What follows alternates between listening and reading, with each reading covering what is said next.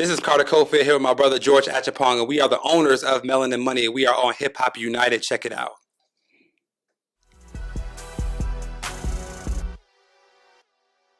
Hip Hop United with Algernon. We got some more fun and exciting things to talk about in the culture. I got two brothers that I've been paying attention to that are doing big things in the culture. We got George and Carter, Melanin Money Podcast, Melanin Money Show, Wealth Weekend, big things going on. How y'all doing, Kings? Hey, man, we're doing amazing, man, especially with your energy, man. We doing real good. Listen, I'm trying to share it with y'all, man, but I'm excited. I've been looking at a lot of things you guys have been doing, and I just couldn't wait to have conversations, learn more about your movement. So let's start with this super exciting stuff that I heard about called Wealth Weekend, if I'm not mistaken. 3-day event that you guys are having here in Atlanta. This is not the first time you have done it. Tell us more about what you guys are doing with that, what people can expect, and why did it come to be?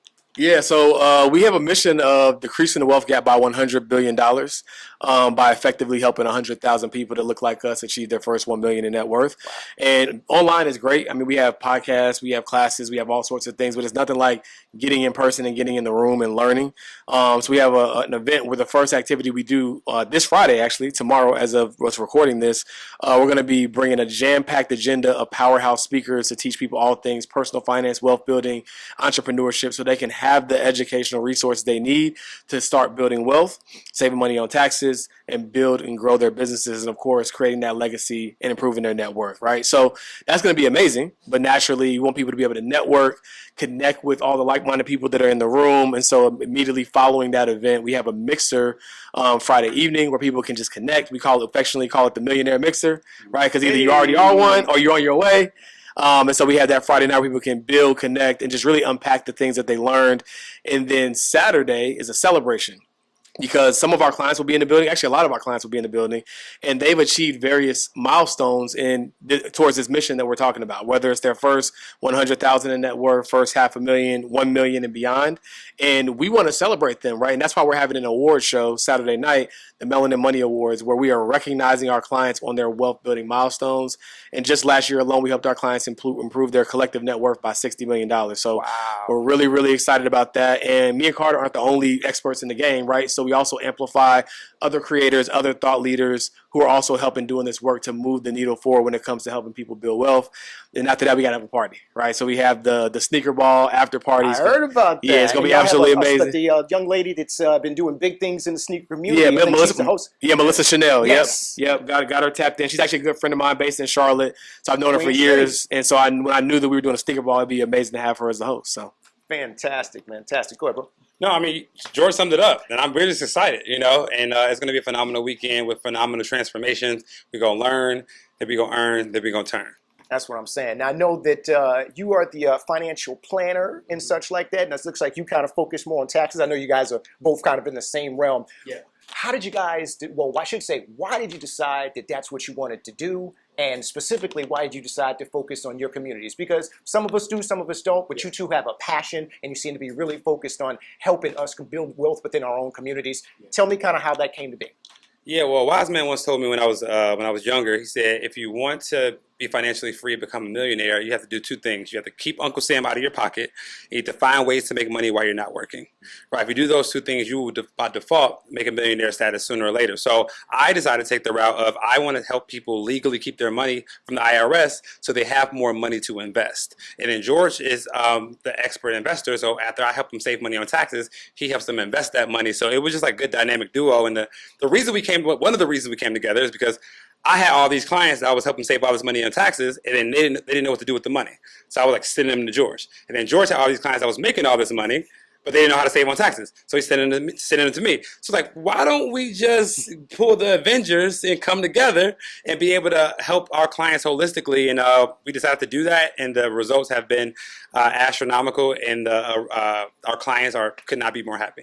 Good. Now, is that also the same time period you guys decided to do the actual podcast and kind of build it? Because it looks like you started with a podcast, and then it just kind of has blossomed into all these other different things. How did the podcast kind of specifically come to be? And tell us a little bit about your journey around that, because everybody, as you know, has a podcast or trying to start one. But you guys were able to start one. It's been successful, and you've been able to branch off and do other things. Tell us about that. Yeah, so the good news is we started with expertise, right? Like, he's a CPA. I'm a licensed financial advisor. And so so like our initial partnership really just started with, hey, look, like we're both entrepreneurs at the time. Our teams weren't nearly as big as they are now. And so he's like, if nothing else, let's just connect, let's build, let's idea share, let's have this informal mastermind, right? So every Monday for 2 years straight, didn't miss it like clockwork. We would just come to the meeting, add value. What are you learning? What are you seeing? What's new in your space, right? And that just compounded over time to where his business was growing, my business was growing. And then if you can connect with somebody 2 years straight, right,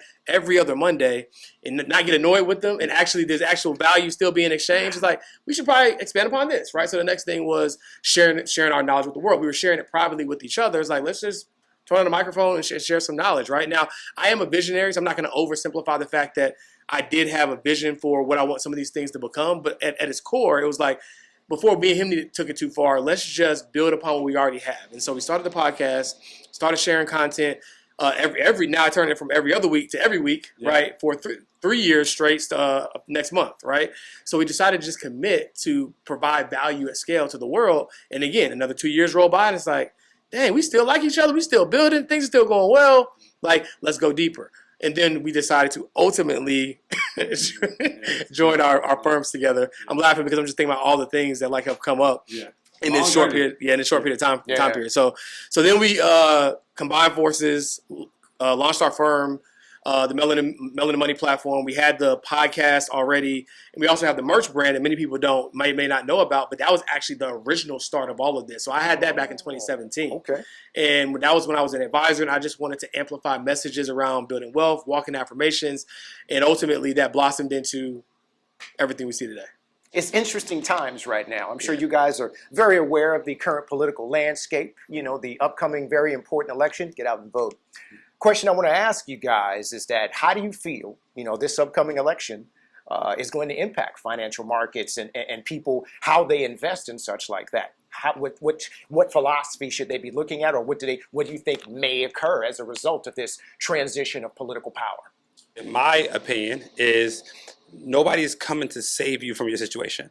And I want everybody to adopt that mindset of control over the situation, over their finances, over their ability to change the narrative for themselves and their family. So although you go out and vote and, hopefully whoever you vote for wins, but like, you still have the power, regardless of the results of the election, to change your life, to change your financial status, and to become the person that is able to attain more by first becoming more. So that would be my first answer to that question. And regardless, you need to invest, right? I mean, the market could go up, could go down. We don't know.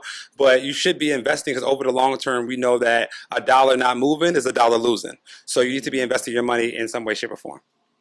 Yeah, I pretty much share the same sentiments. And when people actually look at the data, they don't realize, they like to always assume that when Republicans are in office that the economy does so well. But statistically speaking, the stock market has actually performed incrementally better when Democrats are in office, right? But again, to Carter's point, regardless of who is in office, I think it's very important to focus on your personal economy, right? Like, am I living below my means? Am I actively working to find ways to have my money work for me?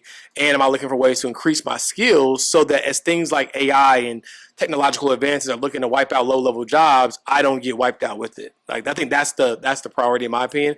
I'm not a political pundit, and I don't have a wealth of expertise on politics in itself, but I do know that people who focus on becoming valuable to the marketplace can win in regardless of who's in office. Obviously, the market's been, very rough for a lot of people, especially labor and jobs and such like that. If you are someone that wants to do better, wants to be able to invest, but maybe you don't have much, or maybe you've been laid off and things are inconsistent, but you still have a mind state of, hey, regardless of my circumstance, I still want to try to do something. What are some tips and some things they should keep in mind? Because it's tough out there for a lot of people. Yeah, I'm gonna start with the unconventional answer to most people, but it's my truth, not the truth.